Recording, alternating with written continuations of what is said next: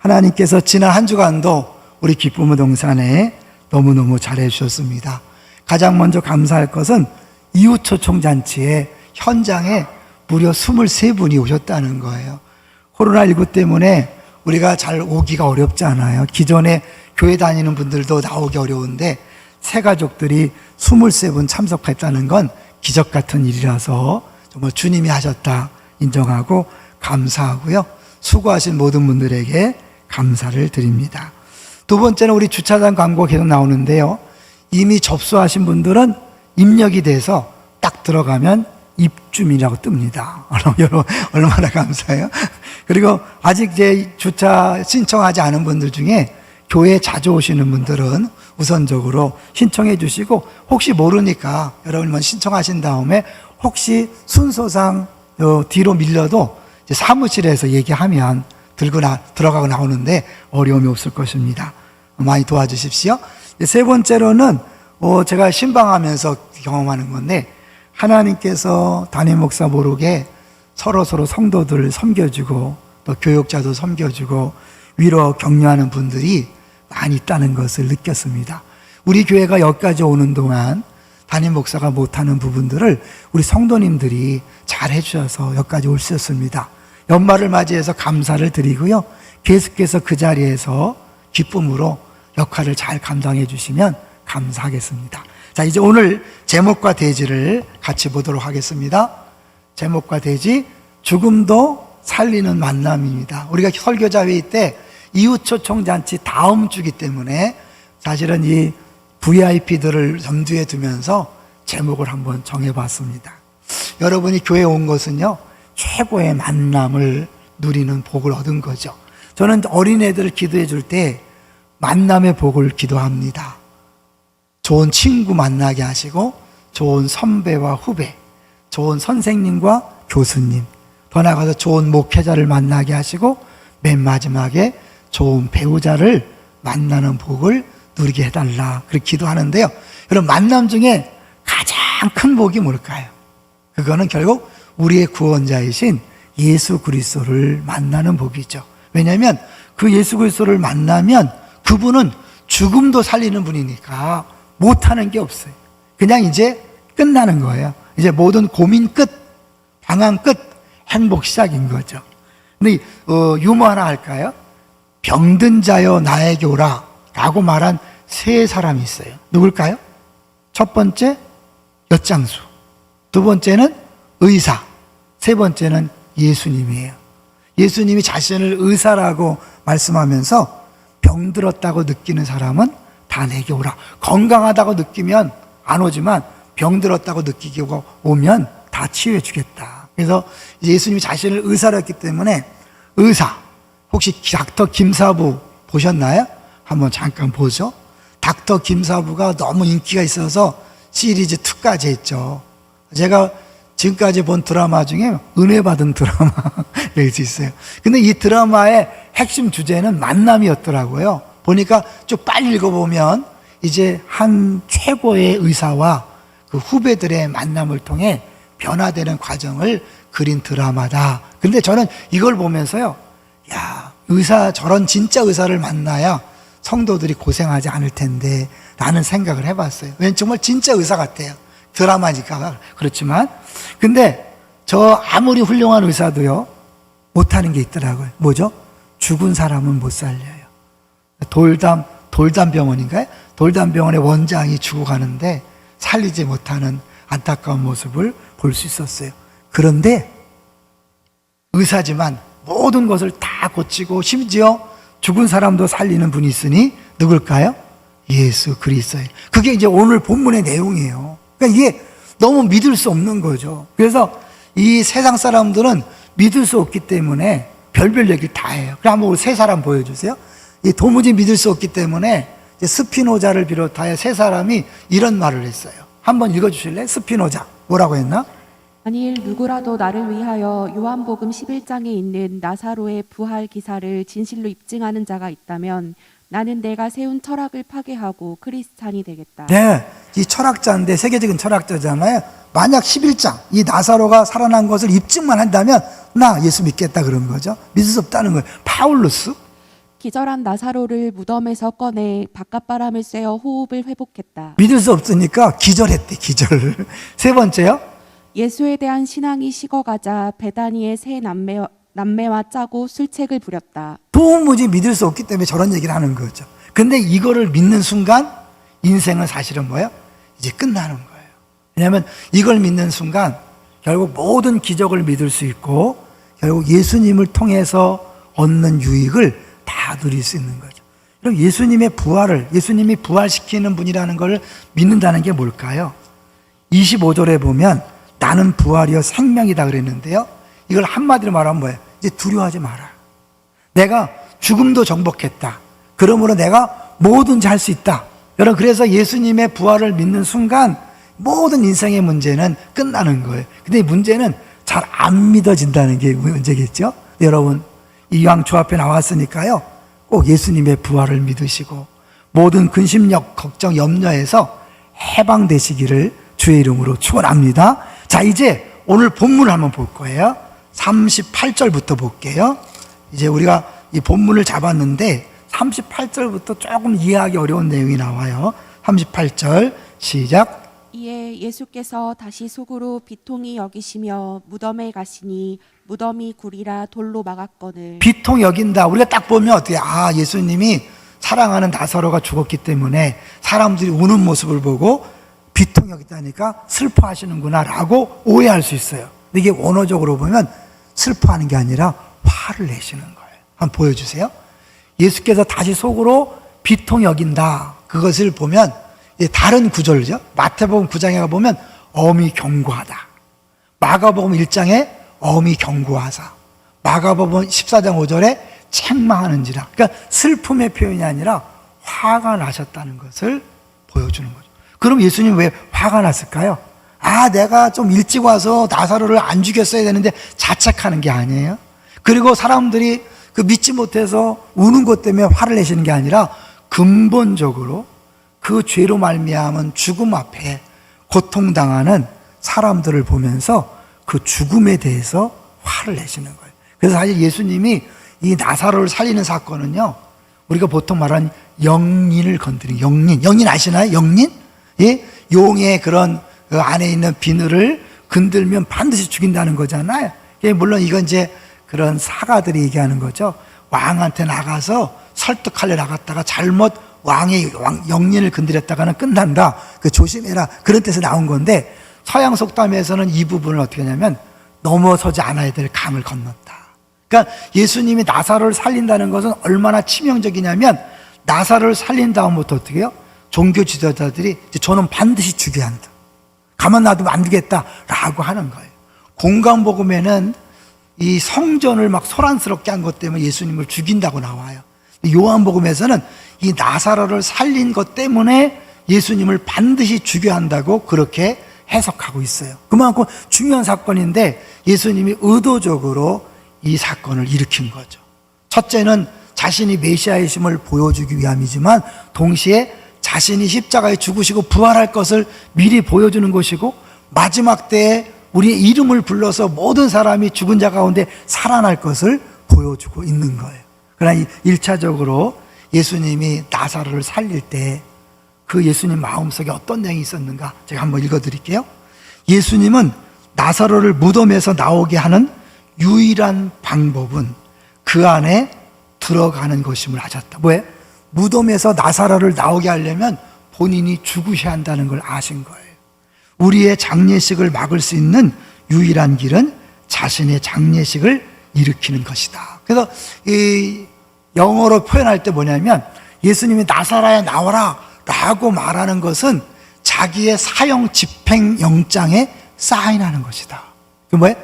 나를 죽여라 한다는 거예요. 나사로를 살리는 것은 본인이 죽어야 되는 것을 감당할 것을 이야기하는 거예요. 그렇기 때문에 예수님이 우셨다는 표현을 써요. 이 예수님이 우셨다는 것은 신약 성경에서, 신구약 성경에서 가장 짧은 구절로 유명해요. 35절 보겠습니다. 35절 한번 같이 읽어볼까요? 시작. 예수께서 눈물을 흘리시더라. 네, 예수님이 3번 운 것으로 성경이 나오는데 여기서는 왜 울렸을까요? 막 사람들이 막 우니까 같이 막 마음이 아파서 울었다고 생각하지만 예수님 운 것은 이제 아까 비통 여긴과 연결해 보면 단순히 감정적으로 슬퍼서 운 게 아니라 하나님 앞에서 특별한 고난을 앞에 두고 우는 거죠. 그래서 한번 보여주세요. 나사로의 시신이 안치되어 있던 무덤 앞에서 울리신 것을 원어적으로 다른 표현을 써요. 사람들이 울었다 할 때는 클라이오라고 썼지만 예수님 울었다 할 때는 다크리오. 왜 다른 단어를 썼을까요? 다른 의미라는 거예요. 어떤 재난을 앞두고 탄식하며 우는 거죠. 뭘까요? 십자가의 죽음을 이제 각오하시고 가시면서 안타까워서 우는 거죠. 겟세마네 동산에서 땀방울이 핏방울 되도록 그렇게 뜨겁게 간절하게 기도하셨죠. 왜요? 그 죽음 앞에서. 여러분, 예수님이 하나님의 아들이니까 쉽게 죽으신 게 아니에요. 그건 너무너무 큰 고통이고 아픔이었어요. 왜요? 그래야만 우리가 살아나기 때문에 그것을 나사로를 살리는 것으로 보여주는 거예요. 그런데 여기 오늘 우리가 읽었던 본문에 보면 이제 예수님께서 이제 고쳐주겠다. 무덤을 이제 열어라. 그러니까 이 39절에 마르다가 표현한 내용이 있어요. 한번 볼까요? 39절. 예수께서 이르시되 돌을 옮겨 놓으라 하시니 그 죽은 자의 누이 마르다가 이르되 주여 죽은 지가 나흘이 되었음에 벌써 냄새가 나나이다. 무슨 느낌일까요? 예수님이 이제 살리려고 왔어요. 그런데 야, 돌 옮겨놔. 내가 살릴 거야. 그랬더니 어떻게 마르다가 아, 예수님 놔두세요. 끝났어요. 이미 냄새가 납니다. 오늘 첫째 대제가 뭐죠? 죽음의 냄새요. 이 구절을 가지고 잡았어요. 냄새가 납니다. 이제 예수님 끝났어요. 예수님이 더 일찍 오셨어야 돼요. 지금 이제 끝났어요. 상황 끝이에요. 우리가 신앙생활 하다가 왜 죽고 싶어요? 하나님이 살아계시는데 왜 죽고 싶어요? 내가 볼 때 이 상황은 이제 끝이야. 아무리 내가 예수 믿지만 이제 더 이상 돌이킬 수 없어. 이 상황은 끝났어 라고 생각하기 때문에 예수 믿는 사람도 자살을 생각하는 거거든요. 예수 믿지 않은 사람은 더 심각한 거죠. 여러분, 우리는 기도는 하지만 우리가 정해놓은 한계가 있어요. 그래서 여기 때 하나님 역사하지 않으면 그 선을 넘어가면 이제 더 이상 하나님도 어찌할 수 없다. 끝났다. 좌절, 절망, 탄식하는 거죠. 자, 그러면 이 배경을 잠깐 보면요. 이제 예수님이 사랑하는 나사로라고 표현해요. 그래서 병들었을 때 마르다와 마리아가 예수님에게 소식을 전하죠. 당신이 사랑하는 나사로가 병들었으니까 빨리 와서 고쳐주세요. 그런데 예수님이 뭐라고 하냐면 이건 죽을 병이 아니야. 죽었잖아요. 무슨 말이에요? 예수님이 다시 살릴 것을 미리 염두에 둔 거죠. 그리고 이틀을 일부러 더 지체하셨다 그래요. 이틀을 더 했다. 한번 잠깐 볼까요? 이틀을 지체하셨다는 그런 표현을 써요. 6절을 보십시오. 6절. 나사로가 병들었다함을 들으시고 그 계시던 곳에 이틀을 더 유하셨다. 왜 그럴까요? 엄밀히 말하면 예수님이 나사로가 죽기를 기다린 거죠. 예수님은 우리에게 고통을 주려고 작정하신 분인가? 그래서 말도 안 된다고 해석하는 분도 있어요. 근데 예수님이 야이로, 해당장 야이로의 자녀가 병들었다고 연락 왔을 때도 일부러 시간을 끄는 것처럼 보여요. 그리고 나중에 가서 죽은 아이를 살려내요. 의도적으로. 예수님은 병든 자를 고치는 것도 어마어마한 기적이지만 예수님은 단순히 병을 고치는 정도가 아니라 죽은 사람을 살려내는 특별한 분임을 보여주기 위해서 그렇게 한 거죠. 그러니까 같은 맥락인 거죠. 근데 여기는 더 심해. 다른 데는 그냥 죽은 사람을 살려냈지만 여기는 무덤에 들어가서 썩은 냄새가 나기 때문에 이건 누구도 살릴 수 없다는 상황으로 만들어 가신 거예요. 그래서 이건 단순히 막 기절했다가 깨어나고 어쩌다가 죽은 척 잘못 알고 한 게 아니라 완전히 죽었음을, 누구도 해결할 수 없음을 보여주고 그런 다음에 주님이 오셔서 그를 살려내는 겁니다. 이해되세요?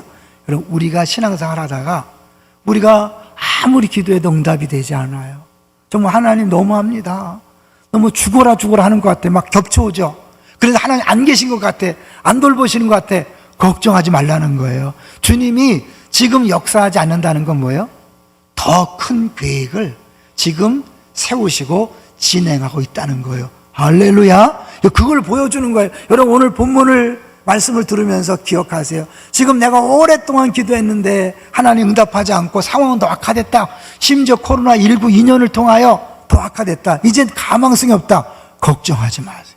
오히려 가망성이 없을 때 더 기대할 수 있어요. 왜요? 누가 봐도 하나님이 일하셨다고 인정할 만한 상황을 하나님은 기다리고 있기 때문에 그런 거예요. 자, 계속해서 볼게요. 그 다음에 냄새가 납니다 라고 할 때 40절 읽어보겠습니다. 예수께서 이르시되 내 말이 내가 믿으면 하나님의 영광을 보리라 하지 아니하였느냐 하시니. 네, 예수님께서 그때 야 걱정하지 마, 네가 내 말을 믿으면 하나님 영광을 본다고 했잖아. 지금 영광을 보여줄 때가 됐어.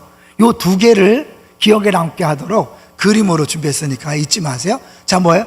마르다와 마리아는 벌써 냄새가 납니다. 이제 그만두세요. 끝났어요. 하나님 이제 소용없어요. 이 마르다 마리아는요, 잘 믿는 사람이었어요. 한번 잠깐 보면요, 이들이 예수님 오셨을 때 이런 고백을 하면 21절 빨리 가보겠습니다. 21절에 보면 주께서 여기 계셨다면 내 오라버니가 죽지 않았을 것입니다. 믿음이 있는 거예요, 없는 거예요? 있는 거죠. 아무리 중병에 걸렸어도 예수님이 계셨으면 나을 것이라고 믿었어요. 근데 마리아도 똑같이 얘기해요. 32절로 가보세요. 똑같이 주께서 여기 계셨더라면 내 오라버니가 죽지 않았을 것이다. 마르다와 마리아가 똑같은 표현을 쓴다는 건 뭐예요? 우리들도 똑같다는 거예요. 여러분, 우리 하나님이 계셨더라면, 그때 역사했더라면 괜찮은데 이제 때가 늦었습니다. 끝났습니다. 상황 끝이에요. 그런 상황을 속에서 이들이 믿지 못하니까 아니야, 네가 믿으면 하나님의 영광을 본다 그랬잖아. 자, 여기서 영광이란 게 뭘까요? 영광은 우리 김세현 교수님이 아주 간단하게 정의했어요. 본질의 드러남. 이건 적어놓고 여러분이 외워놓으세요.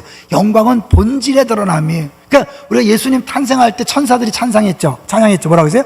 지극히 높은 곳에서는 하나님께 영광이요. 예수님이 태어난 게 왜 하나님께 영광일까요? 하나님의 본질의 가장 첫 번째는 사랑이죠. 하나님이 세상을 이처럼 사랑하사 독생자를 주셨으니, 그러니까 하나님이 예수님을 이 땅에 보낸 것은 사랑의 극치예요. 그러니까 하나님 영광이 드러난 거예요. 근데 여기서 영광은 뭘까요? 하나님은 사랑이시지만 동시에 뭐예요? 무한한 능력을 가진 창조주시거든요. 죽은 자도 살리시는, 없는 것을 있는 게 있게 만드는 그분인 걸 보여주는 거예요. 능력의 하나님을 보여준다는 걸 이야기하는 거예요. 하나님의 그 능력을 보여주려면 사람들이 볼 때 뭐 저 정도는 뭐 누구나 할 수 있지, 이런 상황이면 영광받지 못하는 거죠. 아무도 도저히 이거는 불가능하다, 절대 일어날 수 없는 일이다 라고 그렇게 인정할 상황에 딱 기적을 행했을 때 하나님, 이건 누가 보래도 하나님이야. 하나님 이런 걸 즐기셔요. 그러니까 우리 상황이, 우리 막 죽겠다고 하지만 하나님을 좀만 더 버텨라, 좀만 더 건뎌, 내가 좀 이따 갈게, 그런 것. 현재의 고난은 장차 나타날 영광과 좋게 비교할 수 없다. 그 말은 뭐예요? 고난이 없는 게 아니에요. 예수 믿는 사람들에게 고난이 있어요. 그런데 그 고난을 통해 주님은 어마어마한 영광을 보여주길 원하는 거예요. 대표적인 고난이 뭘까요? 예수님 십자가예요. 예수님의 십자가의 고난만큼 큰 고난이 어디 있어요? 근데 그 고난이 끝나지 않고 부활이라는 영광이 기다리고 있었잖아요. 할렐루야. 사실 아까 나사로에 나오라, 그 나사로를 살린 것은 사실 예수님이 죽기로 작정했다면, 이제 마귀 사탄이 예수님을 십자가에 못 박혀 죽인 것은 자기가 죽으려고 작정한 거예요. 그걸 영어선 표현을 보면 이 예수님이 나사로에 나오라고 한 것은 예수님 자신의 사형 집행장에 사인한 것이라면, 마귀가 예수님을 십자가에 못 박아 죽인 것은 자기의 죽음의 그런 명령서에 사인한 거예요. 뭘 얘기하죠? 예수님을 죽였기 때문에 그분이 부활해서 사망아 너의 쏘는 것이 어디 있느냐, 사망이 꼼짝없이 패배했잖아요. 이제 더 이상 사망이 힘을 못 쓰잖아요. 예수님 죽이면 끝날 줄 알았는데 오히려 그것이 뭐예요? 자기가 완전한 패배를 당하는 계기가 된 거예요. 여기서 우리들이요, 부활을 믿는 사람들이 자신 있게 살아가는 건 뭐냐면, 나를 괴롭히고 힘들게 하는 원수들이 아무리 악한 짓을 할 때도요, 걱정할 게 없는 거예요. 왜요? 그들이 악하면 할수록 반대로 더 큰 선이 기다리고 있다는 거예요. 할렐루야. 여러분, 누가 두려워하지 마세요. 염려하지 마세요. 상황이 어렵고 힘들면, 고통스러우면 그것만큼 더 큰 영광을 하나님께서 준비하고 있는. 왜요? 사랑하는 우리들을 위해서 고통을 주고 즐기시는 미친 분이 아니잖아요. 여기 보면 분명히 예수님께서 사랑하는 나사로였어요. 사랑하지만 병들었을 때 오지 않고 죽을 때까지 기다렸다가 나와서 나오라 그런 거예요. 자, 그런데 나오라 그랬을 때 44절을 보시면 놀라운 날이 나오죠. 44절을 한번 같이 읽어보겠습니다. 시작. 죽은 자가 수족을 배로 동인 채로 나오는데 그 얼굴은 수건에 쌓였더라. 예수께서 이르시되 풀어놓아 다니게 하라 하시니라. 그러니까 나사로가 살아난 건 엄밀히 말하면 부활이 아니에요. 죽은 자가 다시 소생하는 거죠. 진짜 부활은 예수님이 첫 열매이기 때문에 예수님의 부활이 진짜 부활인 거죠. 이거는 부활을 보여주는 거예요. 죽음이 끝이 아니라 부활이 있다는 걸 보여줬고, 진짜 부활은 예수님이 이제 부활을. 다른 점이 뭐예요? 예수님은 부활했을 때 누가 가서 뭐 풀러주고 그런 게 없잖아요. 그냥 걸어 나오셨잖아요. 여기 뭐 어때요? 스스로 풀을 수가 없어요. 그러니까 꽁꽁 묶인 채로 이렇게 나온 거죠. 강시처럼. 그랬을 때 뭐예요? 풀어 놓아 다니게 해라. 이게 그냥 죽었다 살아난 것과 부활의 차이인 거죠. 근데 이것은 결국 뭐예요? 장차 있을 예수 그리스도의 죽으심과 부활, 미래에 있을 우리 모두의 부활을 보여주고 있는 거예요. 여기서 이제 굉장히 중요한 건 뭐냐면요, 하나님 그냥 죽을 때까지 기다리지 말고 지금 빨리 해결해 주세요 라고 하는 거잖아요. 네, 주님은 이거를 우리 자신만이 한 게 아니라 모든 사람을 위해서 하신다는 거예요. 자, 볼까요? 42절 보시면 42절 같이 읽어봅니다.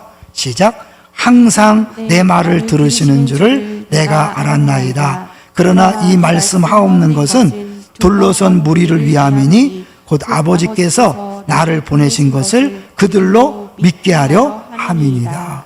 믿게 하게 함. 그러니까 하나님이 나의 인생을 인도하실 때, 여러분, 나 개인만이 아니에요.